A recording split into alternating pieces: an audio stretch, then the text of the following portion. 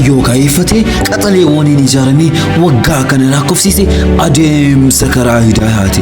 Toora miidiyaalee hawaasummaa TikTokii, Telegram, Instagram, FB'tiin hawaasaan salaam jechaa guyyoota tarkaanfatanii ijaa fi gurra uummataa kana saaman boojitoota Hidayaati. sagantaawwan barsiisotaan yeroowwan garagaraatti bashannanan wal makee telefoona ummata ajab kan jechisiise guyyaa Jumaa yeroowwan akka Ramadaanaa fi Iidaatti hamilee ummataa dammaqsee kolfaa fi seeqoon kan bareechise Hidaya. sagantaawwan barattoota Musliimaa waltajjiiwwan qaqqaalii Hawaasa magaalattii irratti adda dureen kakaasuu sagaleetiin mana hundaatu kan seensisaa ture.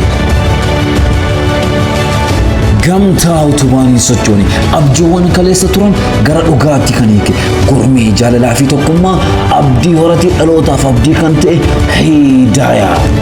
Cabaa dadhabbii kufaatii fi ka'umsa kan dabalate boqonnaa sammuu kan ta'e kun Adeemsa Karaa Hidayaati. Fidadhee galaa eegalee jira Adeemsa Karaa salphaa hin ta'u karaan fageenyaa kan ceecee dirmamuu qabate Hidaya Production bifa haarawaan hamilee qulqulluun seenaawwan addunyaa Islaamaa dookumantariiwwan har'aa borcaaniin deeggaree kan isin yaadachiisu.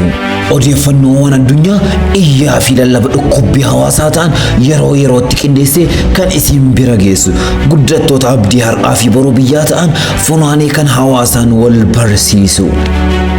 sagantaawwan bashannansiisoo muukuu namaa baasan kanneen dadhabbii nama harcaasan simboowwaniin qindeessee kan isiniif qopheessu beeksisoota harka hawaasaa afaanitti fe'anii ajab jechisiisan kan oomisha suura sagalee Hidaya Production. abjoota har'aa dhaloota boruu kan dhiiga isaan seenaa sararu akkuma turee kalee gaaf durii kan dafqa isaan nu baasuu turii.